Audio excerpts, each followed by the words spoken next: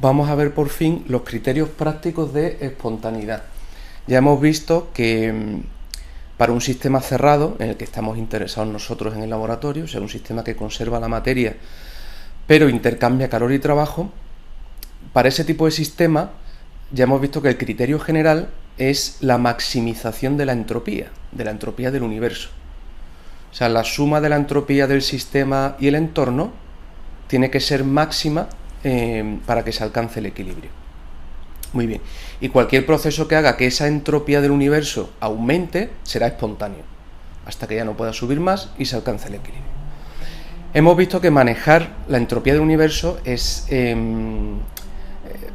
molesto, en el sentido de que no te puedes centrar solo en tu sistema, en tu matraz, donde está ocurriendo esa reacción química, o en tu placa Petri, sino que tienes que fijarte lo que le sucede al entorno. Pero nuestra pregunta, con el que acabamos el anterior vídeo, es: ¿existe algún modo de predecir la espontaneidad de un proceso de mi sistema mirando solo las propiedades del sistema? Y la respuesta es que sí, esos son justamente los criterios prácticos. Bien, y en particular los que más vamos a emplear son las energías libres de Gibbs y de Helmholtz, ¿vale? Que tenemos que definir, tenemos que ver. Nuestro interés, por tanto, es encontrar alguna función de estado del sistema, que dependa solo del estado del sistema, que me puede indicar la dirección en que el proceso sucede de modo espontáneo. Y que sea diferente, ya lo hemos dicho, de la entropía del universo, porque si es la entropía del universo me tengo que centrar en el entorno. Vamos a ir acotando las circunstancias habituales del laboratorio para hacer esto, ¿no? ¿Cuáles son esas circunstancias habitualmente? Bueno, en primer lugar, se suele trabajar, muchas veces se trabaja a presión y temperatura constante, porque sencillamente estás trabajando a presión atmosférica y a la temperatura ambiente, por ejemplo, presión y temperatura constante. Otras circunstancias habituales pueden ser volumen y temperatura constante. Sobre todo si a lo mejor estoy trabajando con gases, pues a lo mejor están encerrados en un recipiente, con lo cual el volumen no cambia y están a temperatura ambiente. Pues son otras circunstancias que nos pueden interesar. Y habitualmente la cantidad de materia suele permanecer constante, es decir, la reacción química empieza, sucede y termina en un matraz. Y la cantidad de materia que ve al principio es la cantidad de materia que hay al final. Por eso nos interesa tratar sistemas cerrados. Vamos a ver con estas circunstancias qué podemos hacer. Bien, para tratar un sistema cerrado, y en particular para llegar a las ecuaciones fundamentales que queremos derivar, queremos encontrar, para llegar a eso vamos a suponer, en primer lugar, que nuestro sistema es un sistema cerrado. Ahí lo tenéis representado por esa pared. Esta pared que encierra el sistema es una pared diatérmica, es decir, se puede intercambiar calor con el entorno, es flexible, lo cual quiere decir que puede aumentar con libertad su volumen, se puede expandir o comprimir, y es impermeable. Eso sí, como es un sistema cerrado, no deja pasar materia a través de esa pared. Bien, alrededor del sistema, pues ¿qué está? Pues el entorno. Entonces partimos de un sistema cerrado que está en equilibrio térmico y mecánico, es decir, la temperatura del sistema es igual que la temperatura del entorno. Hay equilibrio térmico. Bien, y también equilibrio mecánico, es decir, la presión interior del sistema es igual a la presión del entorno. Están en equilibrio mecánico, las presiones son iguales dentro y fuera del sistema. Perfecto. Así que este sistema está en absoluto equilibrio tanto mecánico como térmico con el entorno. Bien, y de repente sucede un cambio material irreversible. Por ejemplo, empieza una reacción química. O por ejemplo, empieza un cambio de fase.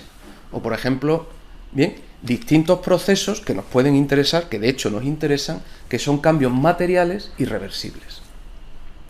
Claro, si ocurre un cambio material irreversible, quiere decir que el sistema, aunque estaba en equilibrio térmico y equilibrio mecánico, porque tiene la misma temperatura dentro y fuera y la presión es la misma dentro y fuera, no estaba en equilibrio material. Recordad que todavía tenemos que definir cuál es la condición de equilibrio material, pero ya llegaremos a eso. Bien, de entrada vamos a considerar que sucede un cambio material irreversible, por ejemplo, una reacción química. Muy bien. Como siempre, el entorno suele ser mucho más grande que el sistema, ¿vale? Y ya hemos dicho que es la parte del universo que rodea a mi sistema y que de hecho se va a ver afectada por lo que suceda ahí en el sistema. Y por eso la suma del sistema más el entorno se puede considerar como un macrosistema aislado. ¿Por qué? Porque lo que hay más allá del entorno no se ve afectada por el cambio. Es como si de hecho estuvieran aislados. Así que eso se puede representar de esta manera. El entorno que rodea al sistema, y ese entorno estaría rodeado de unas paredes adiabáticas, es decir, que no permiten el intercambio de calor, rígidas, no hay trabajo, PV, ¿no?, de expansión-compresión, e impermeable, no pasa materia, que de hecho es lo que sucede, aunque estas paredes son imaginarias, es lo que sucede. Más allá del entorno no se ve afectado, con lo cual no hay intercambio de materia, no hay intercambio de calor, no hay intercambio de trabajo. Muy bien. Así que ya sabemos que ese conjunto entorno más sistema se puede considerar como un macrosistema aislado. De hecho, ya hemos usado antes esa aproximación. Sabemos que la entropía del universo, por tanto del entorno más el sistema, necesariamente, nos lo dice el segundo principio, aumenta con un proceso irreversible, con un proceso espontáneo, y permanece constante en un proceso reversible, cuando el sistema está en equilibrio. Por eso podemos escribir, de acuerdo con el segundo principio, que la variación que se produzca como consecuencia de ese cambio material irreversible que estamos viendo, la variación de la entropía del universo, del sistema más el entorno, necesariamente tiene que ser mayor o igual que cero. Bien, como el entorno más el sistema en realidad es como un macrosistema aislado, pues la entropía del universo, ¿qué será? La suma de la entropía del sistema más la entropía del entorno. La suma del cambio de entropía del sistema más el cambio de entropía del entorno me da el cambio de entropía total. Bien, además sabemos que como el macrosistema, el universo, está aislado del resto, pues sabemos que la suma de los calores tiene que ser cero. Por tanto, el calor que intercambia el sistema más el calor que intercambia el entorno tiene que ser cero necesariamente, porque ni entra ni sale calor de ese macrosistema. Entonces, despejando de aquí, el calor del sistema pasa al otro lado restando, ¿y qué me queda? Pues el calor que gana el entorno es el que pierde el sistema. O sea, el calor del entorno es igual al del sistema cambiado de signo. Que es lo lógico, si están aislados y el sistema ha ganado calor, ¿de dónde ha venido? Pues necesariamente del entorno, no hay nadie más, ¿no? Y si el entorno ha ganado calor, ¿de dónde ha venido? Pues del sistema, porque no hay nadie más. Así que lo que gana uno lo pierde el otro. Como el entorno, ya hemos dicho que es mucho más grande que el sistema, una pequeña variación un pequeño intercambio de calor con el sistema no es capaz de hacer que cambie ni la temperatura del entorno, ni la presión del entorno, ni nada del entorno. Es decir, ese pequeño calor que intercambia el sistema con el entorno es tan pequeño en comparación con el tamaño del entorno, que es que el entorno ni se entera. Ya lo dijimos en el ejemplo que pusimos del laboratorio. Si yo considero que mi entorno es el laboratorio completo, aunque aquí suceda una reacción química, que sea exotérmica o endotérmica, me da igual, eso no va a hacer que la temperatura del laboratorio cambie. No tiene capacidad para hacer eso, ni para cambiar la presión que hay en el laboratorio. Entonces, desde el punto de vista práctico, el entorno no se ve afectado por lo que le sucede al sistema, por ese cambio irreversible que está sucediendo.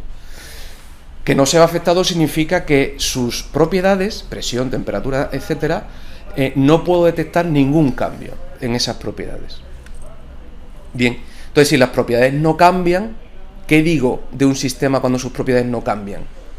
Que está en equilibrio o que está sufriendo un proceso reversible, que en definitiva en la práctica equivale a lo mismo, que las propiedades, no observo ningún cambio en las propiedades. Eso es lo que se observa para el entorno. Aunque suceda una reacción química o lo que sea, el entorno es tan grande que no va a haber afectada ni su temperatura, ni su presión, etcétera, de un modo apreciable. Con lo cual, para mí, desde el punto de vista práctico, el entorno permanece en equilibrio, no se ha visto alterado su estado de equilibrio. Eso nos va a permitir para el entorno, como es un proceso que se puede considerar reversible, porque esa transferencia de calor no cambia el estado del entorno, pues entonces puedo igualar la variación de entropía del entorno con el calor intercambiado partido de la temperatura. Ya sabemos que esta igualdad aplica en los procesos reversibles, pero es que para el entorno cualquier cambio del sistema va a ser un cambio reversible porque no va a afectar a su estado. Así que esta igualdad se cumple para el entorno. Pero claro, como el entorno más el sistema es un macrosistema aislado, el conjunto se comporta como un sistema aislado, ya sabemos que el calor del entorno no puede ser otra cosa que el calor del sistema cambiado de signo. Si el entorno gana calor es porque lo ha perdido el sistema, y si el sistema gana calor es porque lo ha perdido el entorno. Perfecto. Luego, necesariamente, el calor que recibe el entorno es menos el calor del sistema. Volvemos a nuestra desigualdad. Habíamos dicho que la suma de las entropías del sistema más el entorno, como se comporta como un sistema aislado, tiene que ser mayor o igual que cero. Ahora bien, hemos visto que la variación de entropía del entorno va a ser igual a menos el calor que intercambia el sistema partido de la temperatura, con lo cual, donde aparece la entropía del entorno, sustituyo esto que está aquí.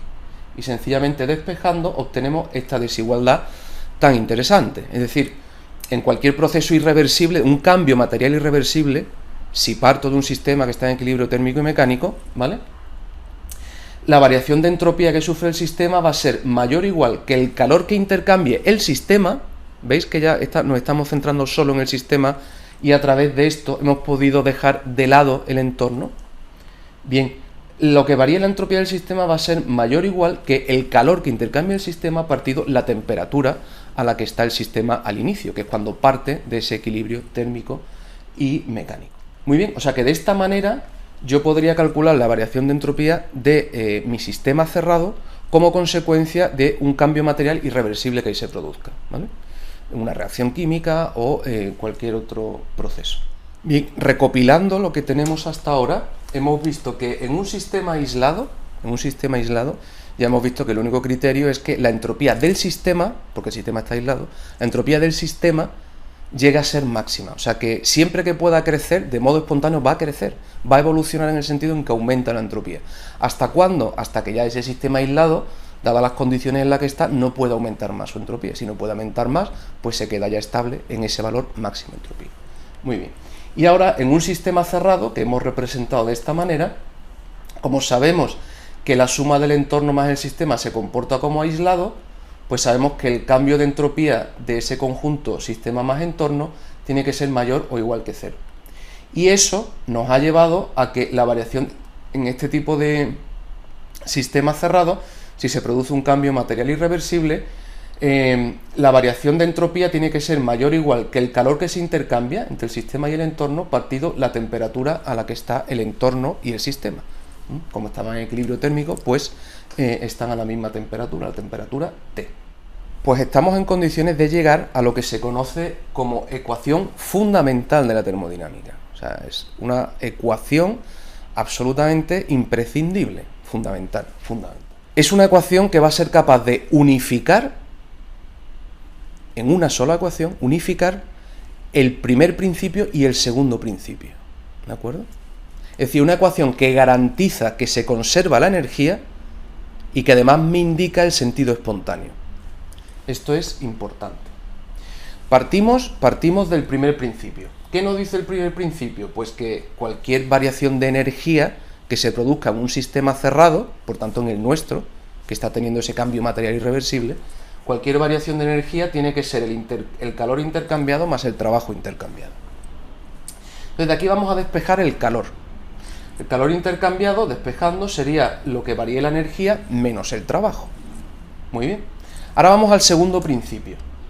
El segundo principio nos ha llevado, en nuestro sistema cerrado, a que la variación de entropía necesariamente va a tener que ser, en un cambio material irreversible en el sistema cerrado, tiene que ser mayor o igual que el calor intercambiado partido por T, por la temperatura a la que estaba el sistema cuando recibió este calor. Bien, despejando aquí la temperatura, nos queda esta desigualdad.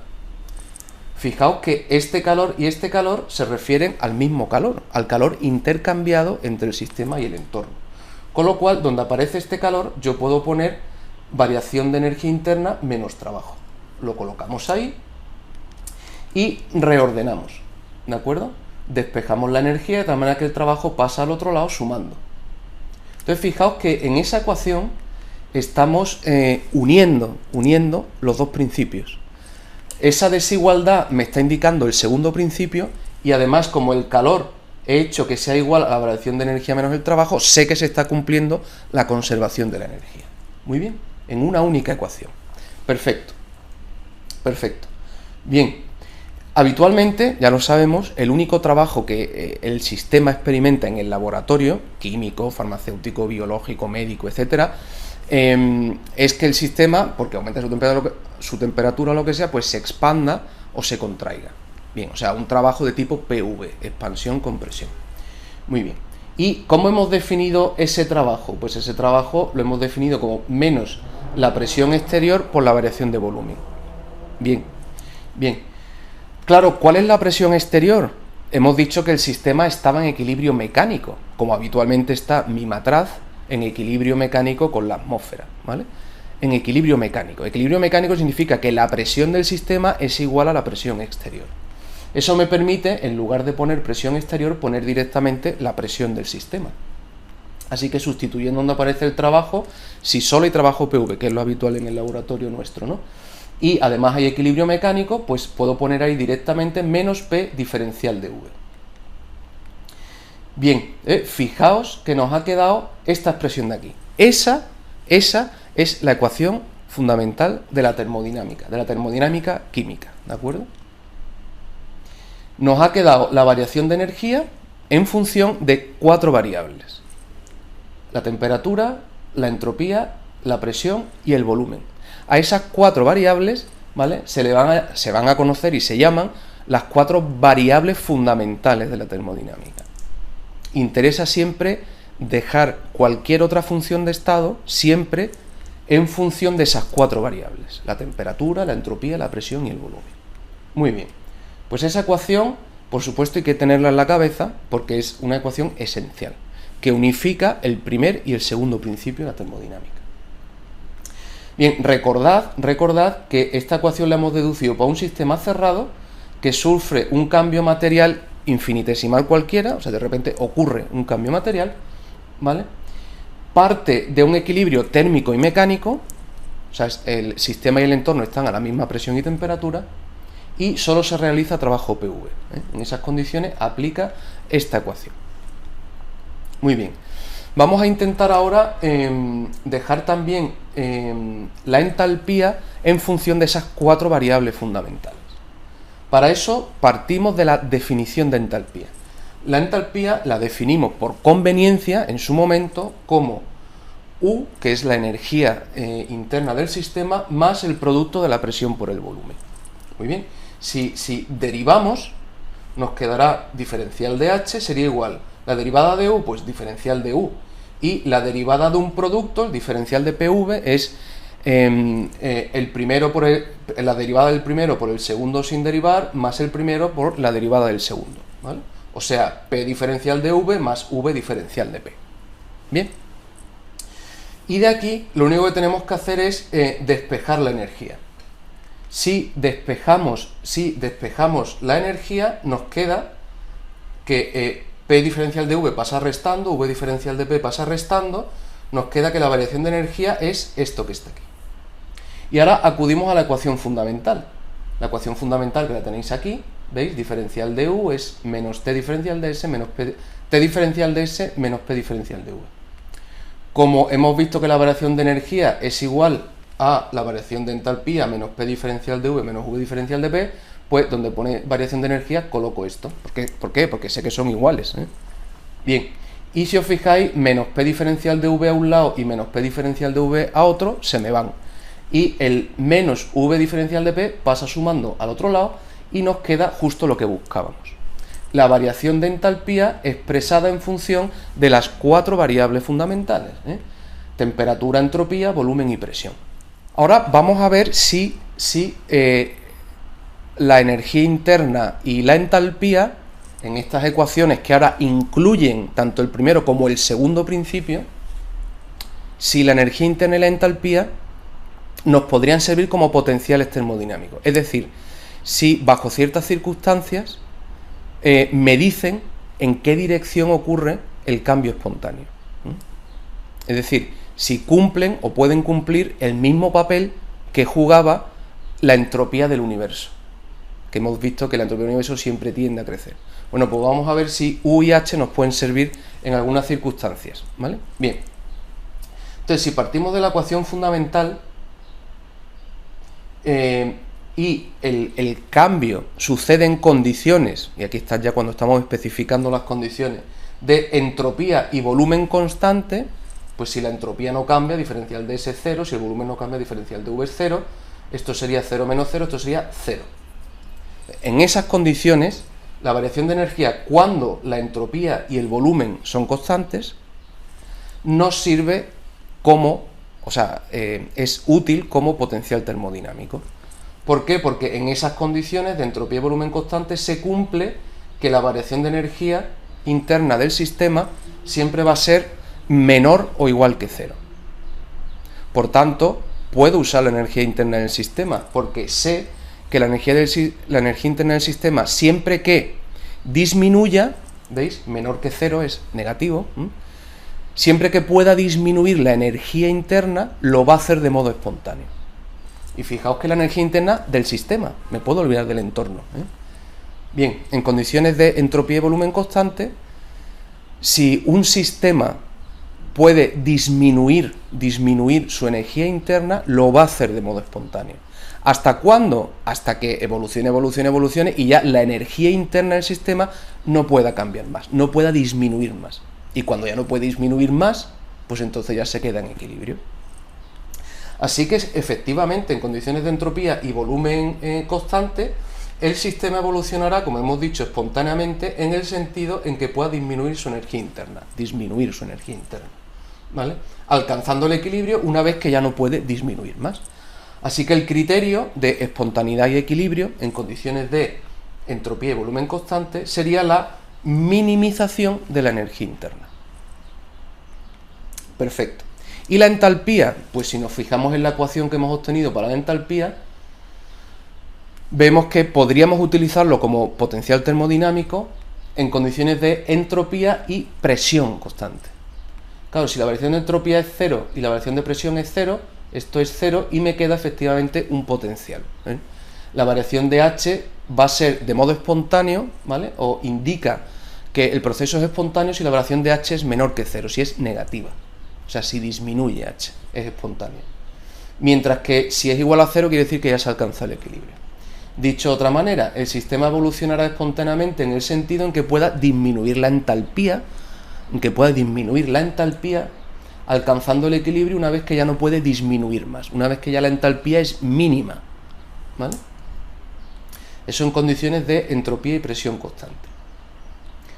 Por tanto, tanto la energía interna como la entalpía podríamos usarlos como potenciales termodinámicos, y el criterio sería que se hagan mínimos, ¿vale? Con lo cual siempre que puede disminuir van a disminuir hasta que ya no puede disminuir más y entonces alcanza el equilibrio, pero en condiciones un poco extrañas, o por lo menos para nosotros en el laboratorio son extrañas, o sea, entropía y volumen constante y entropía y presión constante. Nosotros en el laboratorio, nuestras condiciones no son de entropía constante, son presión y temperatura constante o volumen y temperatura constante. Eso sí que es habitual. Con lo cual, aunque energía interna y entalpía nos podrían servir, pero nos podrían servir en una circunstancia que nunca se dan en el laboratorio. Con lo cual tenemos que buscar otros potenciales termodinámicos. A ver si los encontramos. Bien, esos dos potenciales, lo vamos a ver, son la energía libre de Helmholtz y la energía libre de Gibbs. Históricamente, primero fue la energía libre de Helmholtz, y ahora veremos por qué se llama energía libre. Aquí queremos representar el sistema y el entorno, que ya sabemos que la suma del sistema más el entorno se comporta como un macrosistema, como un conjunto aislado. Por eso estas paredes negras representan que está aislado de los demás. Bien, obviamente se puede producir un intercambio de energía entre el sistema y el entorno. El sistema le puede dar energía al entorno, o el entorno le puede dar energía al sistema. Bien, ¿y de qué forma se da la energía? Pues la energía en un sistema cerrado se da en forma de calor o de trabajo. O sea que tanto el sistema como el entorno pueden intercambiar energía en forma de calor o trabajo. Como solo están ellos dos, si él pierde calor, si el sistema pierde calor, es porque éste lo ha ganado. o si este gana trabajo es porque este lo ha perdido.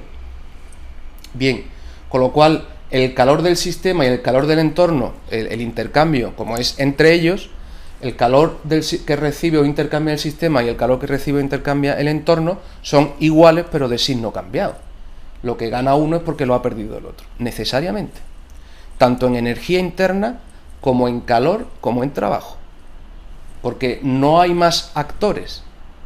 Con lo cual, si este pierde, como la energía no se puede evaporar, pues entonces ¿qué le ha ganado el otro? Así.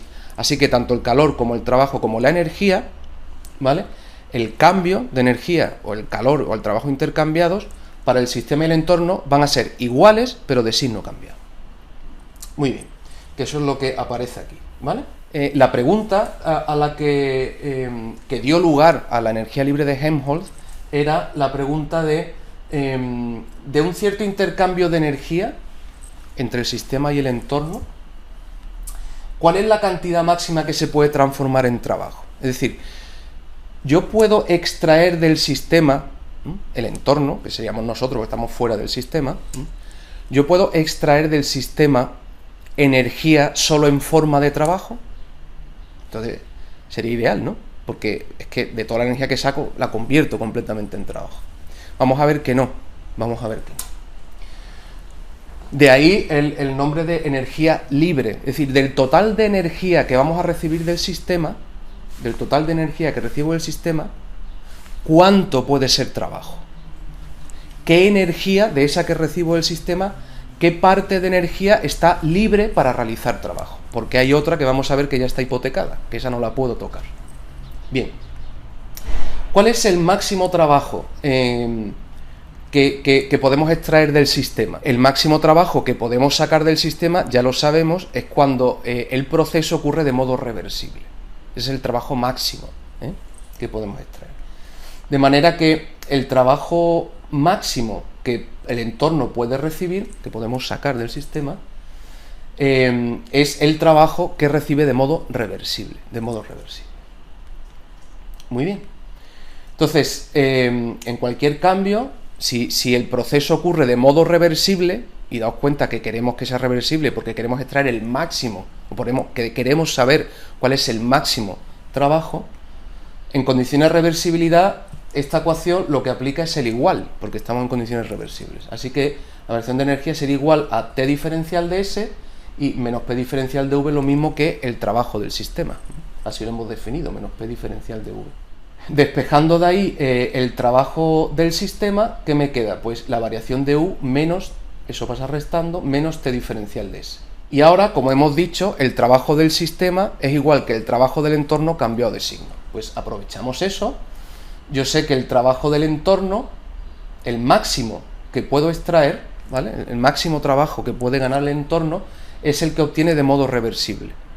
Y además sé que, porque sucede de modo reversible y porque el sistema y el entorno están aislados, el trabajo del entorno va a ser igual al trabajo del sistema cambiado de signo. Bien, entonces sería menos trabajo reversible del sistema. Y el trabajo reversible del sistema ya hemos visto que es diferencial de U menos T diferencial de S. Entonces fijaos que la cantidad máxima de trabajo me ha quedado solo en función de propiedades del sistema. Eso me interesa, porque eso me permite saber cuánto trabajo puedo sacar mirando sencillamente al sistema, olvidándome del entorno. Entonces la cantidad máxima de trabajo que voy a poder sacar, por tanto la cantidad máxima de energía que puedo extraer del sistema, que está libre para realizar trabajo, que no está hipotecada ya, ¿vale?, viene dada por esta expresión, menos la variación de U menos T diferencial de S. Bien, esto es interesante y es importante. Entonces fijaos que como esto tiene un signo menos, pues sería menos diferencial de U, y menos con menos es más T diferencial de S. Vamos a despejar el menos diferencial de U, que ya sabemos que todo esto son propiedades del sistema, ¿vale? Eso pasaría restando al otro lado, y todo lo que sea del sistema ahora lo voy a poner con subíndice, para que se pueda distinguir del entorno. Entonces, como esto era T diferencial de S del sistema, aquí me queda menos T diferencial de S del sistema. Y este menos diferencial de U, que sé que es el del sistema, pues menos diferencial de U del sistema. Ya sabemos que el calor que gana uno lo pierde el otro, porque el sistema y el entorno se pueden considerar aislados, ¿vale? Así que el calor del entorno será menos el calor del sistema. Bien, Como el proceso está sucediendo de modo reversible, porque de hecho queremos calcular el máximo trabajo, pues en condiciones reversibles el calor es T por diferencial de S. ¿Por qué? Porque diferencial de S es el calor partido por T, solo hay que despejar. Así que el calor sería T diferencial de S del entorno y el calor del sistema menos T diferencial de S del sistema. Así que donde aparece menos T diferencial de S del sistema, puedo poner T diferencial de S del entorno. Y con la energía pasa lo mismo. Sé que si uno gana energía es porque el otro ha perdido y además exactamente la misma cantidad. Así que menos energía del sistema es más energía del entorno. Entonces me queda esta igualdad. Fijaos, la energía que puede ganar el entorno, por tanto la energía que el entorno puede extraer del sistema, ¿vale?, es igual a el trabajo máximo que puedo extraer de él más T diferencial de S. O sea, más un calor, T diferencial de S, ya lo hemos visto, es calor. O sea que toda la energía que saco del sistema no la puedo dar en forma de trabajo, sino que necesariamente, una parte de energía que va del sistema al entorno, una parte de esa energía necesariamente tiene que ir en forma de calor.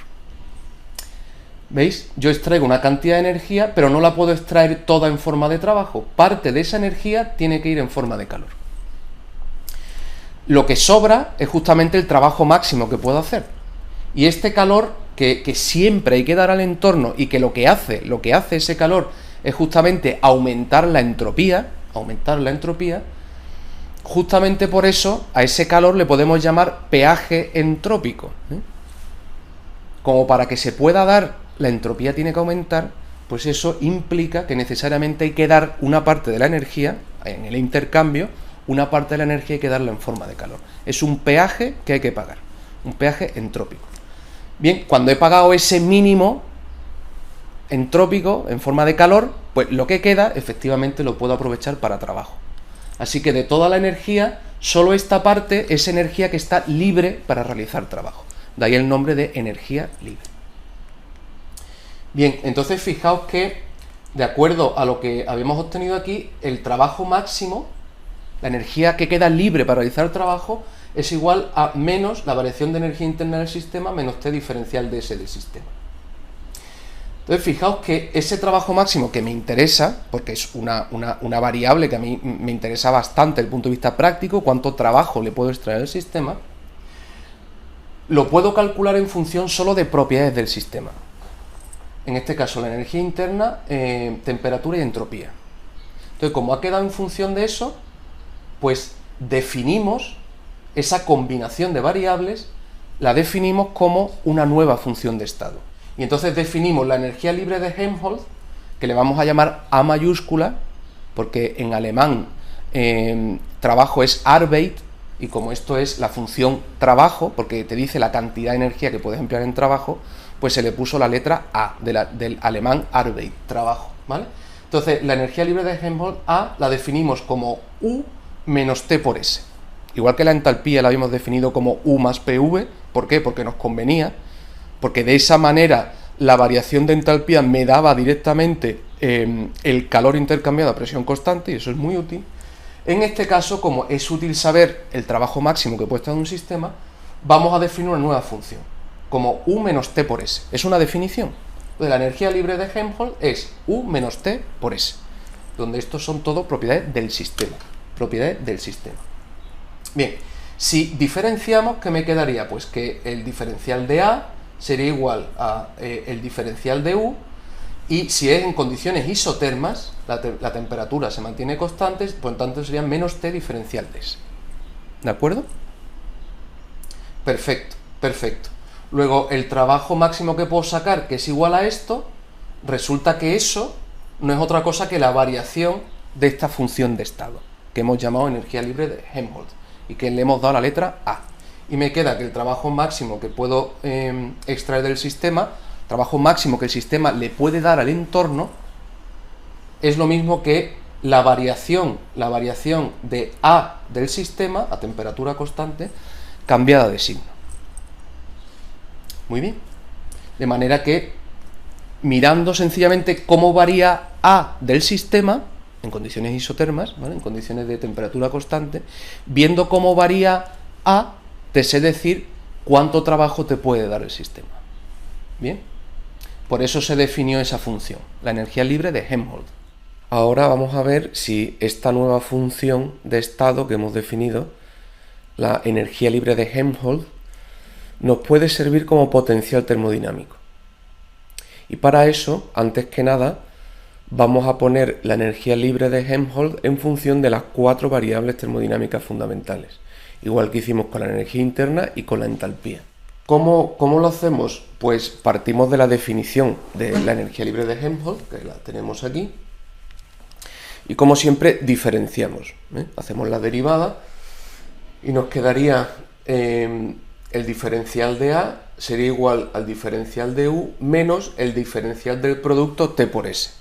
Como siempre, el diferencial de un producto sé que es el primero por la derivada del segundo más el segundo por la derivada del primero. Por tanto, en este caso sería menos T diferencial de S menos S diferencial de T. Y de aquí despejamos, para poder sustituir en la ecuación fundamental, despejamos la energía interna. El diferencial de U, estos dos que están restando pasan al otro lado sumando, me quedaría igual a esto. Acudimos a la ecuación fundamental, que la tenéis ahí arriba, y donde aparece diferencial de U, pues sustituimos esto, porque hemos visto que son iguales, vale lo mismo. Así que donde aparece diferencial de U, pongo esto, y veo que T diferencial de S se me va con T diferencial de S que está al otro lado. Y este S diferencial de T pasa al otro lado restando, menos S diferencial de T. Muy bien. Como siempre hacemos, habitualmente en nuestros sistemas, el único trabajo posible es trabajo de tipo PV, trabajo de expansión-compresión. Bien, con lo cual el trabajo, por definición, sería menos P exterior por diferencial de V. Y como estamos partiendo, así lo hemos hecho siempre, de un sistema en el que sucede, sí, un cambio material irreversible, pero un sistema en el que ya había equilibrio térmico y mecánico, es decir, el sistema y el entorno tenían la misma temperatura y estaban a la misma presión, había equilibrio térmico y mecánico, pues entonces donde aparece presión externa puedo poner la presión del sistema. ¿Por qué? Porque son iguales, hay equilibrio mecánico. Bien, entonces sustituyendo ahí nos queda menos P diferencial de V. ¿Veis? Ahí tenemos la energía libre de Helmholtz expresada en función de las 4 variables termodinámicas fundamentales: entropía, temperatura, presión y volumen. Fantástico. Ahora estamos en condiciones de ver si podemos usar esta función de estado, la energía libre de Helmholtz, como potencial termodinámico. Y efectivamente, si diferencial de T es 0, es decir, en condiciones isotermas, y diferencial de V es 0, ¿vale? Condiciones isocoras.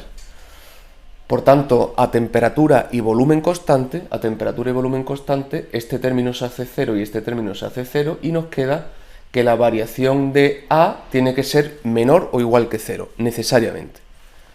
Y eso, ya lo sabemos, es justamente la expresión matemática que adopta un potencial, en este caso un potencial termodinámico. Así que en condiciones de volumen y temperatura constante, lo que tiene que, hacia dónde evoluciona espontáneamente el sistema, siempre es hacia donde disminuye la energía libre de Helmholtz. Por lo tanto, si estoy a volumen y temperatura constante y mi sistema de alguna manera puede hacer disminuir A, la energía libre de Helmholtz, puede hacer disminuir esa energía libre, lo va a hacer de modo espontáneo. Va a evolucionar de modo espontáneo, disminuyendo A, hasta que ya no pueda bajar más. Y cuando el valor de A sea mínimo, en esas condiciones ya no puede bajar más, pues entonces el sistema ya se queda estable, se queda en equilibrio. Así que sí, justamente A, esa energía libre de Helmholtz, es el potencial termodinámico que estamos buscando para condiciones de volumen y temperatura constantes. Ahí lo tenéis. Condiciones de volumen y temperatura constantes. Si un sistema inicialmente, un sistema cerrado, tiene esta energía libre de Helmholtz y puede disminuirla, espontáneamente la va a disminuir. Va a evolucionar, ¿en qué sentido? ¿En qué dirección? En la dirección en que disminuya A. Disminuye, hasta que en esas circunstancias ya no puede bajar más. Entonces, si no puede bajar más, ya se establece el equilibrio, ya el sistema se queda estable. Así que fijaos, en un sistema cerrado a volumen y temperatura constante, ¿vale? Solo hay trabajo PV, eso es lo que estamos suponiendo siempre. La condición general de equilibrio, que sería que la entropía del universo sea máxima, ese sabemos que es el segundo principio, que es el que está mandando, ¿no? Yo sé que siempre la entropía del universo tiene que ser máxima, ¿vale? Pues esa condición general de equilibrio, que la entropía del universo sea máxima, a volumen y temperatura constante, se cumple cuando la A del sistema es mínima. Justamente lo que estamos buscando. Algo que solo dependa del sistema, para no tener que estar mirando el entorno, que me diga cuándo se alcanza la entropía máxima. Entonces, en condiciones de volumen y temperatura constante, si A es mínima, puedo garantizar que la entropía es máxima y que por tanto se alcanza el equilibrio.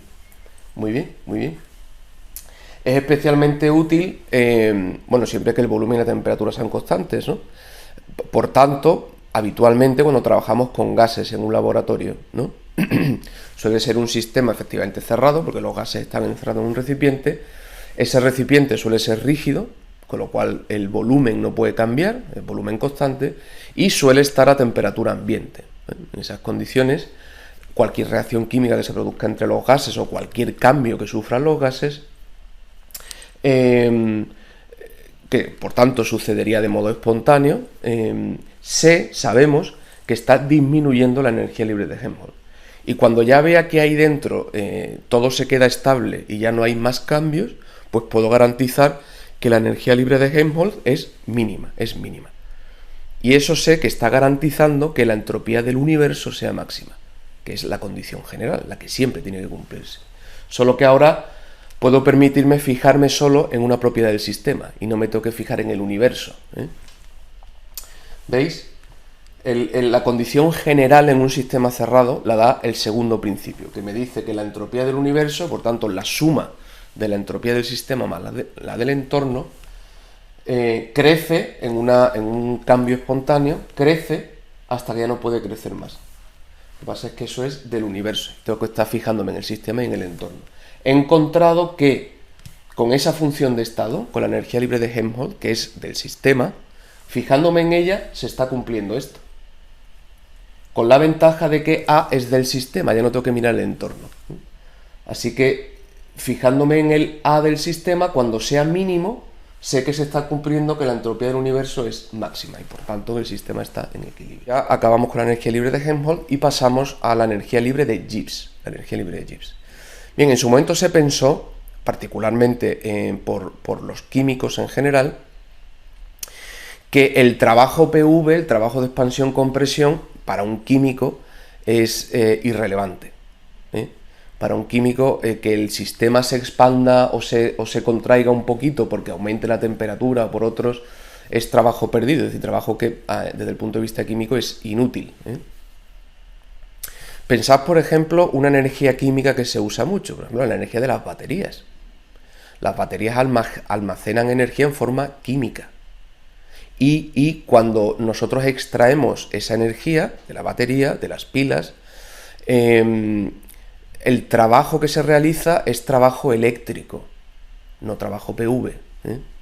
Bien, entonces para un químico es mucho más útil, mucho más significativo otros tipos de trabajo que el de que el sistema se expanda o se contraiga. Por eso se decidió, o fue interesante investigar, no solo cuál es la cantidad de trabajo máxima que puedo extraer del sistema en general, que eso lo da la energía libre de Helmholtz, sino de la cantidad máxima de trabajo que puedo extraer, cuál es la cantidad máxima de trabajo no PV, ¿vale? De cualquier otro tipo de trabajo que no sea PV, considerando que cualquier otro tipo de trabajo que no sea PV es un trabajo útil, un trabajo interesante. Bien, de manera que del trabajo total que puedo extraer del sistema, ahora quiero distinguir entre trabajo PV y cualquier otro tipo de trabajo. Habitualmente trabajo eléctrico, pero bueno, cualquier otro tipo de trabajo. Bien, el trabajo total que puedo extraer, que viene dado por la variación de la energía libre de Helmholtz, ya lo sabemos, el trabajo máximo que puedo extraer, el trabajo total, ¿qué será? Pues el trabajo PV más otro tipo de trabajo, que vamos a llamar trabajo útil, ¿vale? Bien. Ya sabemos que el trabajo máximo que podemos extraer viene dado por menos diferencial de A, eso ya lo sabemos, ¿no? Bien, ¿y el trabajo máximo qué será? Ya lo sabemos que es en condiciones reversibles, porque es la cantidad máxima de trabajo que se puede extraer. Y en esas condiciones se cumple, como es condiciones reversibles, que tanto el trabajo útil como el trabajo PV serán máximos. ¿Por qué? Porque son de modo reversible. Perfecto. Entonces, despejando de aquí, el trabajo PV pasa al otro lado, como aquí está sumando, pasa restando, y me queda lo que estamos buscando. ¿Cuál es la cantidad máxima de trabajo útil? Por ejemplo, trabajo eléctrico que puedo sacar de una batería, trabajo útil que puedo extraer, la cantidad máxima, pues vendrá dada por menos diferencial de A menos el trabajo PV máximo. Perfecto. Bien, ¿cuál es el trabajo PV máximo que puedo extraer? Pues el trabajo que gana el entorno es el que pierde el sistema, ¿eh? Siempre, porque el sistema más entorno se puede considerar aislado, y si uno pierde, el otro gana, porque si no desaparecería energía, y eso el primer principio lo prohíbe. Muy bien, así que el trabajo máximo tipo PV que gana el entorno es el que pierde el sistema, por tanto, menos trabajo del sistema. Como el trabajo del sistema es menos presión exterior diferencial de V, al cambiarle el signo se queda más presión exterior diferencial de V. Y como el trabajo máximo es cuando es en equilibrio, la presión exterior es igual a la presión interior, o sea, hay equilibrio mecánico, y por tanto en vez de presión exterior pongo la presión del sistema. ¿Por qué? Porque son iguales. Bien, y este P diferencial de V lo coloco, que sería el trabajo máximo que puede ganar el entorno tipo PV, pues lo coloco. En condiciones isotermas ya hemos visto que la variación de A es variación de U menos T diferencial de S. Eso lo hemos visto justo antes. Con lo cual, daos cuenta que de lo que nos ha quedado aquí, que el trabajo máximo útil que puedo extraer es menos diferencial de A menos trabajo máximo PV, pues el trabajo máximo PV ya sé que va a ser P diferencial de V. ¿Y diferencial de A? Pues en condiciones isotermas, diferencial de A sé que es diferencial de U menos T diferencial de S. Así que sustituyendo esos valores nos quedaría esto. Donde aparecía diferencial de A, como es igual a esto, lo pongo aquí. Y donde aparecía el trabajo que gana el entorno de tipo PV, que era P diferencial de V, pues lo pongo aquí. Para incluir esto dentro del paréntesis, aparecería aquí como un más, sacando factor común del menos. Y fijaos, el trabajo útil máximo que puedo extraer del sistema en condiciones isotermas viene dado por esta expresión, que si os fijáis son todo propiedades del sistema. O sea, multiplicando ya por el menos, pues me quedaría aquí menos diferencial de U, menos con menos me queda más, menos con más me queda menos, y vamos a ir poniéndole colores para distinguir qué es cada cosa, ¿vale? Y despejamos la energía.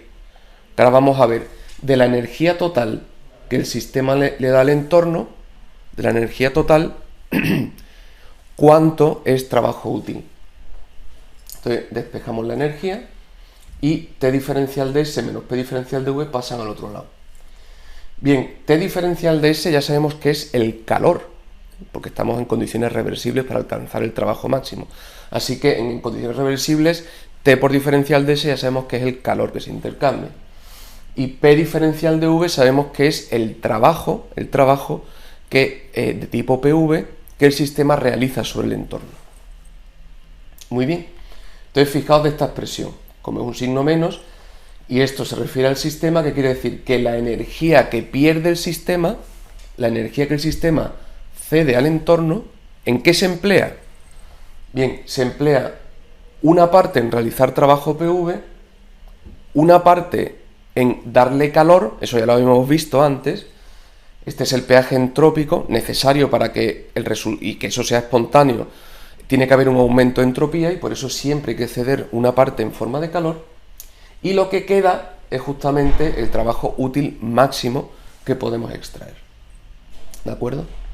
Así que de toda la energía que intercambia el sistema con el entorno, una parte siempre va en forma de calor, ¿de acuerdo?, para garantizar que se cumple el segundo principio, y del trabajo total he sido capaz de distinguir entre la parte que va en forma de trabajo de expansión-compresión y el resto de trabajos que hemos llamado trabajo útil. Muy bien, interesante es que esa parte de trabajo útil la puedo calcular en función de propiedades del sistema. Entonces vamos a utilizar eso justamente para definir una nueva función de estado. Igual que hicimos con la energía libre de Helmholtz. ¿Por qué la definimos? Porque la variación de esa función de estado en condiciones isotermas era capaz de darme directamente qué cantidad de trabajo podía extraer del sistema en esas condiciones. Bueno, pues ahora quiero una función de estado que me diga cuál es la cantidad de trabajo útil, por tanto, excluyendo el trabajo PV, de trabajo útil que puedo extraer del sistema. Así que, como en el paréntesis aparece UTSPV, pues así defino la nueva función de estado, ¿vale? Es una definición. Entonces, la energía libre de Gibbs es U, que es la energía interna del sistema, menos el producto de temperatura por entropía del sistema, más el producto presión por volumen del sistema. Es una definición. Bien, como todo lo que hay aquí son funciones de estado, esto tiene que ser función de estado, depende solo del estado en el que está el sistema. ¿Qué sucede si diferenciamos, derivamos en condiciones de T y P constantes? En condiciones de T y P constantes, que de hecho son las más habituales en el laboratorio. Más que volumen y temperatura constante, que nos venía bien en la energía libre de Helmholtz, las condiciones más habituales suelen ser presión y temperatura constante. Bien, entonces a T y P constantes, si diferenciamos esto, nos queda diferencial de U, el diferencial de un producto, ¿vale? Si es condición de T constante, T sale fuera de la diferencial. ¿Por qué? Porque es constante, con lo cual me queda menos T diferencial de S, y como P también es constante, al diferencial, pues me queda sencillamente P por diferencial de V. Fijaos que esto es justo lo que nos había quedado aquí, igual al trabajo útil máximo que puedo extraer del sistema. Con lo cual, esto es diferencial de G, el diferencial de esta nueva función de estado. Así que donde aparece esto pongo diferencial de G, como tiene el signo menos delante, menos diferencial de G del sistema a P y T constante. Bien, por eso se definió la energía libre de Gibbs. La energía libre de Helmholtz es de toda la energía que intercambia, cuánto se puede emplear en trabajo en general. La energía libre de Gibbs es de toda la energía que se intercambia, cuánta energía queda libre para realizar trabajo útil, distinto del trabajo PV. Perfecto. Muy bien. Ahora vamos a ver si podemos emplear esta nueva función de estado como potencial termodinámico, que me indique en qué dirección se va a producir un cambio a presión y temperatura constante, en qué dirección se va a producir de modo espontáneo, ¿vale? Y cuándo se alcanzará el equilibrio. Bien, entonces partimos de la definición de energía libre de Gibbs, que hemos dicho que es U menos T por S más P por V. Eso es una definición, es así. Es justamente eso es la energía libre de Gibbs. Fijaos que U más PV es justamente como habíamos definido la entalpía. Y U menos TS es justamente como habíamos definido la energía libre de Helmholtz. O sea que G lo puedo expresar como, digo, U menos TS es A. Entonces lo puedo expresar como A más PV. O puedo decir U más PV es la entalpía. Luego esto sería U más PV entalpía menos T por S. ¿Veis? Esta es la relación que hay entre G y A y G y H. Perfecto. Vamos a utilizar esta que incluye la energía libre de Helmholtz y vamos a diferenciar ahí. Entonces nos quedaría que sería diferencial de G sería igual a diferencial de A más el diferencial de un producto. ¿Vale? De momento lo dejo así. El diferencial del producto me lo paso al otro lado, por tanto pasa restando. Y ahora voy a utilizar esta ecuación, que es A expresado en función de las 4 variables termodinámicas fundamentales. Sé que esta expresión, tal como se ha deducido, cumple tanto el primero como el segundo principio, por eso aparece aquí el menos o igual, ¿vale? Es parte de la ecuación fundamental que aúna en sí el primer y el segundo principio. Y lo que hago es donde aparece diferencial de A, como sé que va a ser igual a esto, pues lo sustituyo donde aparece diferencial de A. ¿Veis? Bien, el menos diferencial de PV me lo paso al otro lado y ahora lo desarrollo. Como es la derivada de un producto, sería la derivada del primero por el segundo más el segundo por la derivada del primero, ¿vale? O sea, P diferencial de V más V diferencial de P. Si os fijáis, menos P diferencial de V más P diferencial de V se van. Y nos queda la expresión de G en función de las 4 variables termodinámicas fundamentales. S, T, V y P. Perfecto. O sea, una ecuación equivalente a esta, pero ahora para G, para la energía libre de Gibbs. Y entonces fijaos que aquí, en la expresión que nos ha quedado, justamente si estamos a T y P constantes, a presión y temperatura constante, que es lo más común en el laboratorio, a presión y temperatura constante, diferencial de T es 0, luego esto se hace 0, diferencial de P es 0, esto se hace 0, y nos queda que la variación de G a P y T constante tiene que ser necesariamente, para que se cumpla el primer y el segundo principio, necesariamente menor o igual que 0. Perfecto.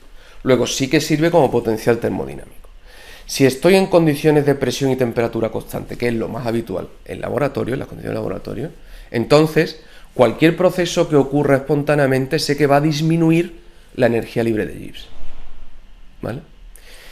Si puede disminuir la energía libre de Gibbs, el sistema va a evolucionar espontáneamente, sin que yo lo empuje, él solito va a evolucionar disminuyendo esa energía, la energía libre de Gibbs, disminuyendo, hasta que ya no pueda bajar más. Cuando ya no pueda disminuir más, justo en ese momento se alcanza el equilibrio y el sistema ya no puede evolucionar y se queda en equilibrio.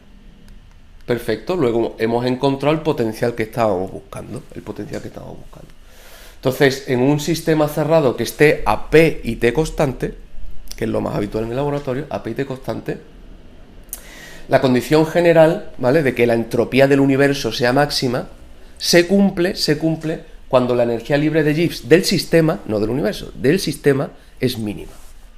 Es lo que estábamos buscando. Sustituir la entropía del universo, que es un rollo de manejar, porque además del sistema tengo que fijarme en el entorno, por algo que refleje la entropía del universo, pero dependa solo del sistema. Y eso es la energía libre de Gibbs en condiciones de T y P constantes. Aquí tenéis la comparación, ¿veis?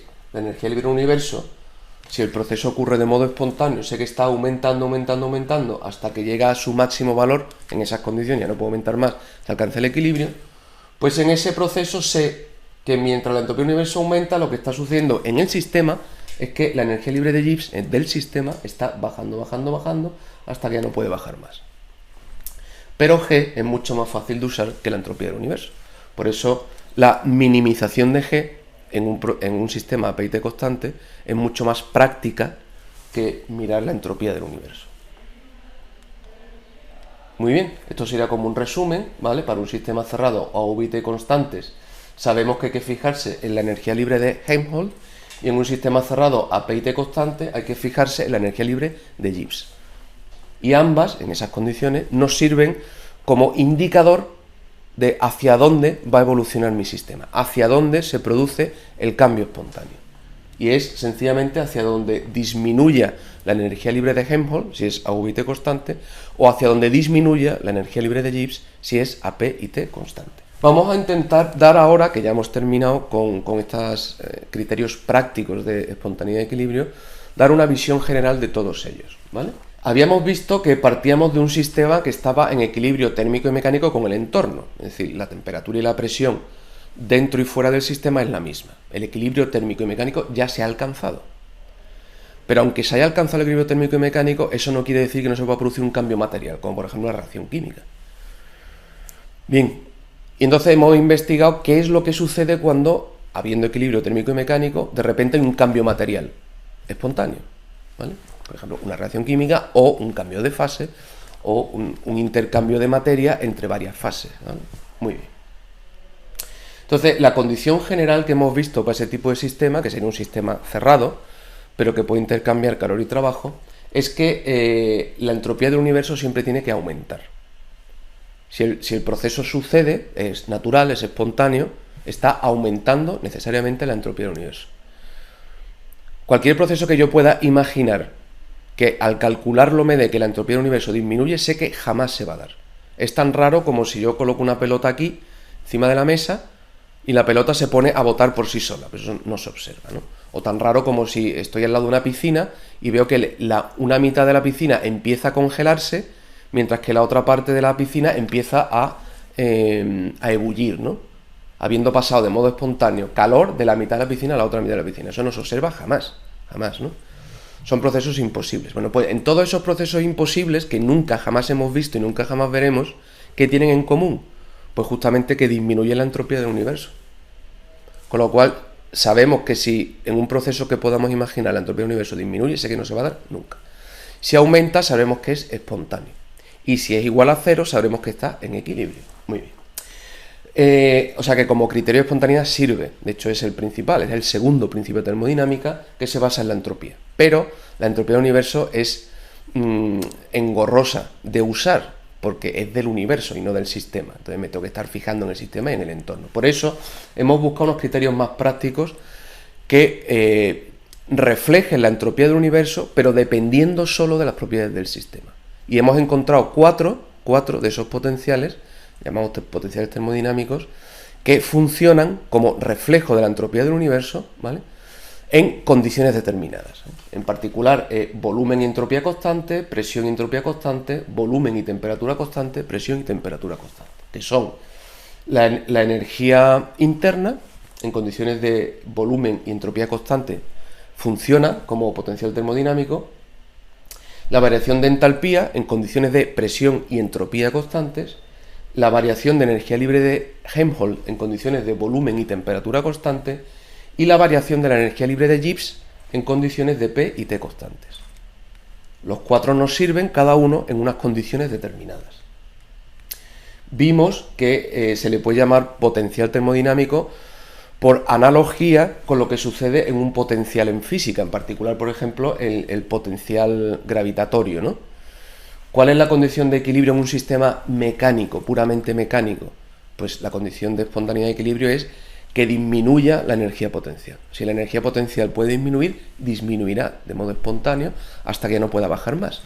Sé que la pelota aquí abajo, justo en el mínimo de altura, está en equilibrio. ¿Por qué? Porque la energía potencial no puede disminuir más. Entonces ya se queda donde está. Y sé que aquí arriba no está en equilibrio y que espontáneamente bajará en altura porque el sistema, la pelota, ¿no?, en esas circunstancias puede bajar su energía potencial. Y de hecho, si lo dejo libre, espontáneamente baja su energía potencial. Pues del mismo modo, para un sistema termodinámico, sabemos que la condición para que se alcance el equilibrio será que la energía interna sea mínima, si estoy en condiciones de volumen y entropía constante, o que la entalpía sea mínima, si estoy en condiciones de presión y entropía constante, o que la energía libre de Helmholtz sea mínima, si estoy en condiciones de V y T constante, o que la energía libre de Gibbs sea mínima si estoy en condiciones de P y T constante, ¿vale? Igual que aquí la energía potencial tiene que ser mínima para que esté en equilibrio, pues en V y S constante tiene que ser mínima la energía interna, en P y S constante tiene que ser mínima la entalpía, en V y T constante la energía libre de Helmholtz y en P y T constante la energía libre de Gibbs. Pues esos son potenciales termodinámicos. Perfecto, que nos indican en qué sentido evolucionan espontáneamente los sistemas y cuándo alcanzan el equilibrio, ¿vale? Es interesante insistir una vez más en que si se cumple esto, cada uno en sus circunstancias específicas, se está garantizando que la variación de entropía del universo es positiva. Es decir, que la entropía del universo acaba siendo máxima, que es la condición general, es decir, que es el segundo principio de la termodinámica. Cumpliendo esto en esas condiciones, sabemos que se cumple el segundo principio. Y por eso nos sirven como criterios de espontaneidad o equilibrio en las circunstancias de cada uno. Perfecto. Por eso podemos decir que en un sistema a P y T constante, lo más habitual en el laboratorio, si G del sistema ha alcanzado su valor mínimo posible, sabemos que entonces la entropía del universo, por tanto la entropía del sistema más el entorno, ha alcanzado el valor máximo posible. Al mismo tiempo, volumen y temperatura constante, sabemos que si A ha alcanzado el valor mínimo posible, sabemos que al mismo tiempo la entropía del universo, la suma del entorno más el entorno, la suma del sistema más el entorno, ha alcanzado el valor máximo posible.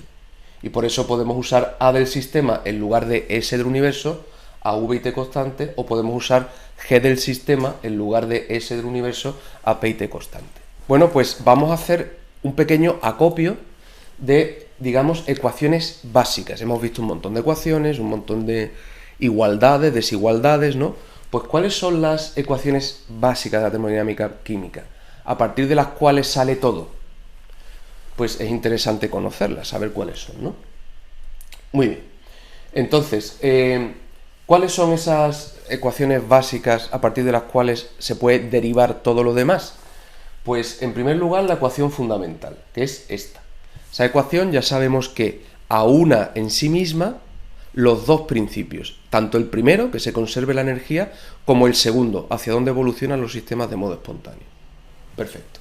Por eso aparece esa desigualdad, que es justamente la flecha que me indica hacia dónde va el proceso espontáneo. Muy bien. Ecuación básica. Después, las definiciones, porque son definiciones, ¿no? La definición de entalpía, de energía de Helmholtz y energía de Gibbs. Entalpía, que hemos definido como U más PV, energía libre de Helmholtz, que es U menos TS, y la de Gibbs, que la podemos definir como H menos TS. ¿De acuerdo? Ve, lo he escrito de esta manera, porque H en realidad es U más PV, podría haber puesto aquí U más PV menos TS. Pero en realidad, por semejanza con la de Helmholtz, es mejor escribirla así. Son iguales, salvo que en A aparece la energía interna y en G aparece la entalpía. Y a ambos les resta T por S. Bien, ¿y qué más ecuaciones fundamentales? Pues las capacidades caloríficas a V o a P constantes. ¿Por qué? Porque la capacidad calorífica a volumen constante sabemos que es el calor intercambiado a volumen constante partido lo que varía la temperatura. Pero hemos demostrado que el calor intercambiado a volumen constante es lo mismo que la variación de energía interna. Con lo cual siempre vamos a poder usar la capacidad calorífica a volumen constante, si el proceso ocurre a volumen constante, para determinar cuánto varía la energía interna en ese proceso. Del mismo modo, a presión constante, C sub P es el calor intercambiado a presión constante partido lo que varía la temperatura como consecuencia de ese calor. Y hemos demostrado que el calor intercambiado en condiciones de presión constante, siempre que haya equilibrio mecánico, ¿no? Y solo trabajo PV, pues sabemos que coincide con la variación de entalpía. Así que siempre en estos sistemas, los habituales en el laboratorio, vamos a poder deducir cómo es la variación de entalpía sencillamente con las capacidades caloríficas a presión constante. Muy bien. A partir de aquí, esas son las ecuaciones básicas fundamentales, se pueden derivar todas las demás, que no hace falta memorizar, pues se puede derivar una a partir de la otra. No obstante, yo os aconsejo que esta, la energía libre de Gibbs, que es especialmente útil porque en el laboratorio normalmente estaremos a presión y temperatura constante, esta la tengáis en mente. Más incluso que la ecuación fundamental. Es verdad que a partir de esta se pueden deducir estas, pero a la hora del uso práctico, la energía libre de Gibbs la vamos a usar con muchísima más frecuencia que la energía interna, ¿de acuerdo? Entonces, si consideramos un proceso reversible, y daos cuenta, que ya lo hemos dicho cientos de veces, si un ejercicio, un problema, me propone un cambio irreversible, sé que cualquier función de estado va a dar lo mismo si en lugar de ir de modo irreversible, voy de modo reversible a través de otro camino. ¿Por qué? Porque una función de estado, el cambio en una función de estado, depende solo del estado final y del estado inicial y no depende del camino. Por eso siempre, aunque el proceso sea irreversible, lo sustituiremos por un camino alternativo reversible. ¿Por qué? Porque los caminos reversibles sabemos calcularlos. Y como al final va a dar lo mismo, pues uso el camino que sé calcular, evidentemente. Por eso nos centramos en los reversibles. ¿Qué sucede en un proceso reversible en un sistema cerrado que solo es capaz de realizar trabajo PV? O sea, lo habitual para nosotros. Bien, sabemos, vamos a deducir ahora dos igualdades útiles, interesantes, que vamos a usar más adelante. Por eso vamos a hacer esta pequeñísima derivación, porque no es nada especial. Partimos, como es reversible, se cumple esta igualdad, ¿vale? Ya no aparece el menos o igual, ¿por qué? Porque estamos en un proceso reversible. Y a un proceso reversible lo que aplica es el igual. Si fuera reversible sería menor. Muy bien. De diferencial de G sería igual a menos S diferencial de T más V diferencial de P. Bien, ¿qué sucede si estamos a presión constante? no decimos, en este caso no decimos nada de la temperatura. Solo exigimos que la presión sea constante. Si la presión es constante, diferencial de P es 0. Luego este sumando, ¿vale? El más V diferencial de P se me va, se hace 0. ¿Y qué me queda? Que la variación de G a presión constante es menos S diferencial de T.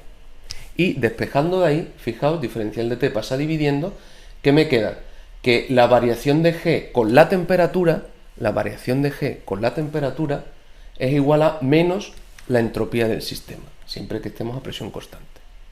¿Y de aquí qué podemos deducir? Bueno, por un lado, esto es bastante interesante, esa igualdad, y de hecho la usaremos más adelante. Pero, como la entropía, el valor absoluto de entropía siempre es necesariamente positivo, es decir, porque el sistema tiene entropía, con lo cual tiene una cierta cantidad de entropía, así que S es positivo, pero como tiene un signo menos delante, este menos S va a ser siempre un valor negativo.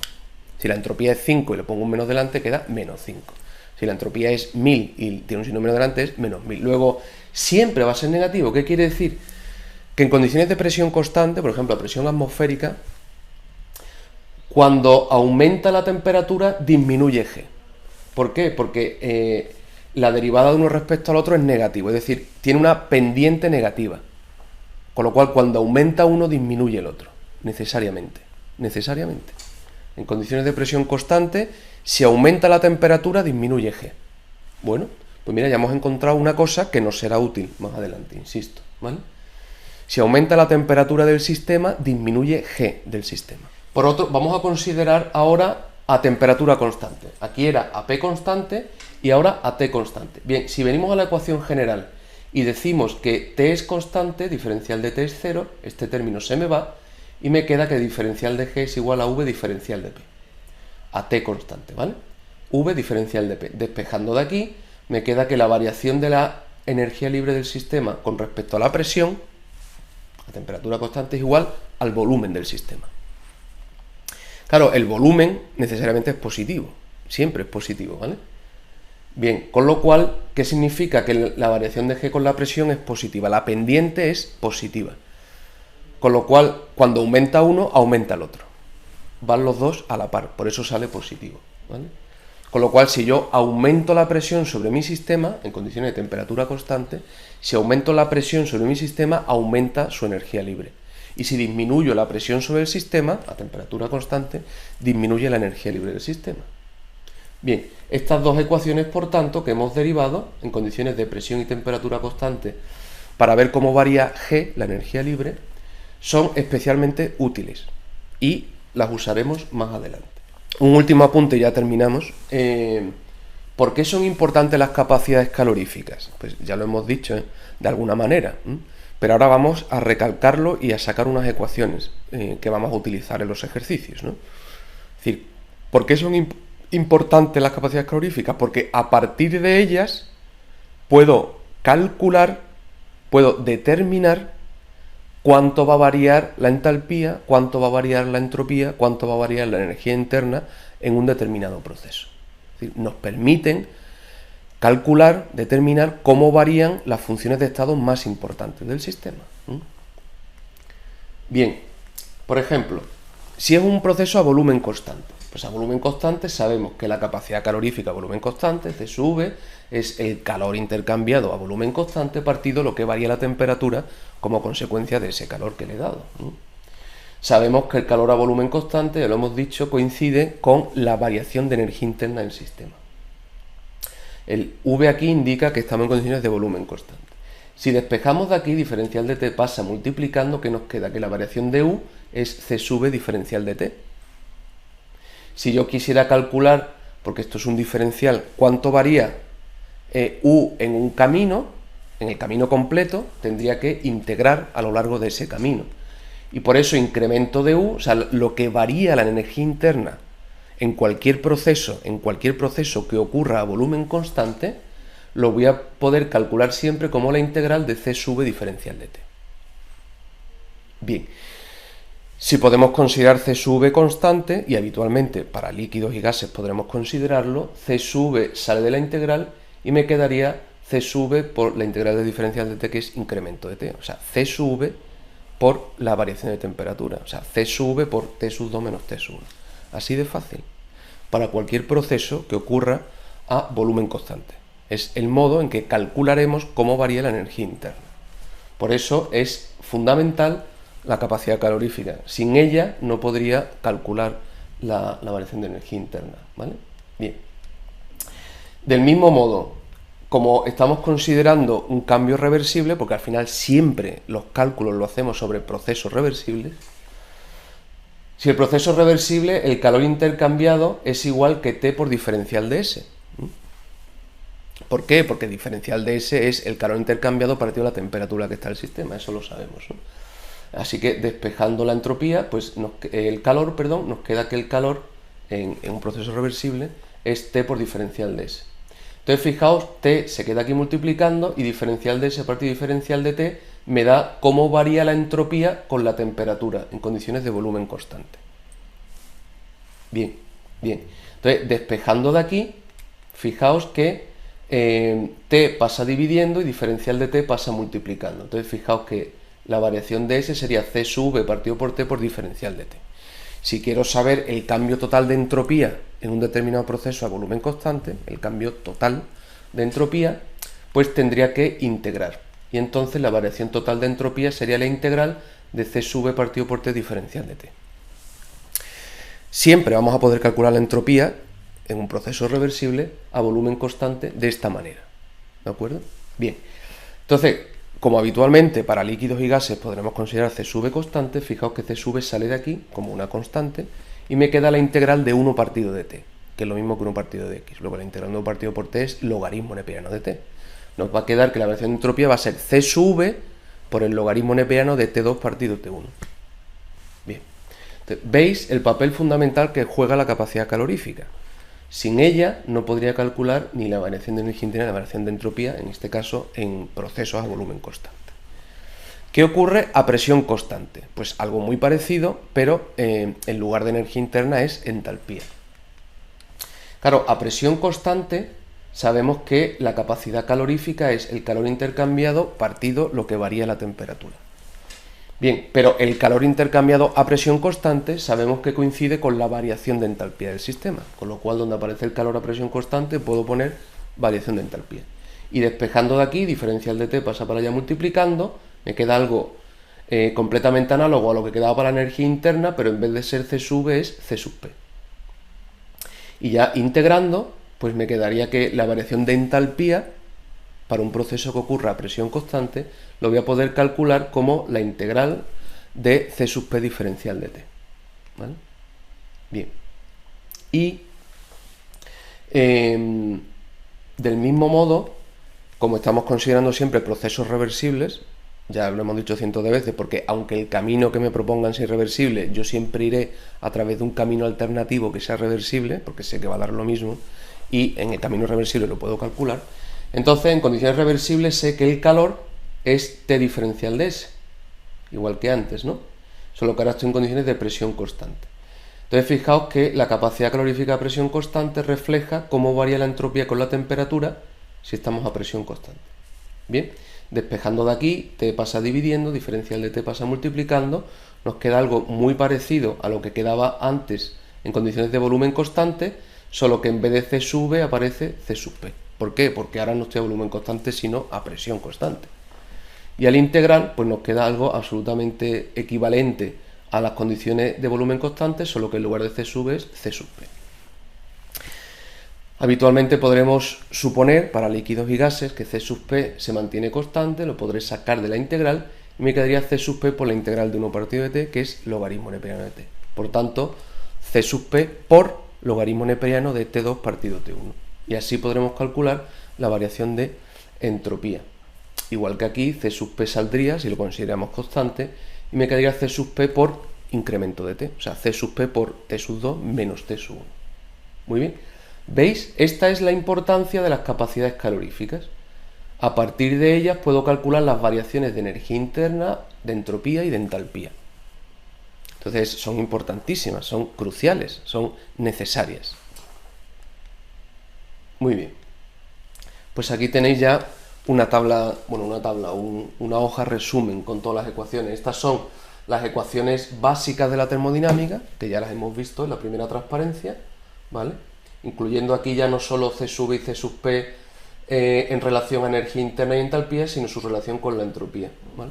Y aquí tenéis las ecuaciones de Gibbs para un sistema cerrado, o sea, la ecuación fundamental y después la que hemos deducido para la entalpía, la energía libre de Helmholtz y la energía libre de Gibbs, todas ellas expresadas en función de las 4 variables termodinámicas fundamentales, T, S, P y V. Por último, os aparece también esas 2 deducciones que hemos hecho, que os he dicho que vamos a usar más adelante, de cómo varía G con la temperatura a presión constante y cómo varía G con la presión a temperatura constante, ¿de acuerdo? Así que todo lo que aparece aquí son ecuaciones fundamentales, ecuaciones muy importantes para todo lo que vayamos a ver en el futuro relativo a la termodinámica química.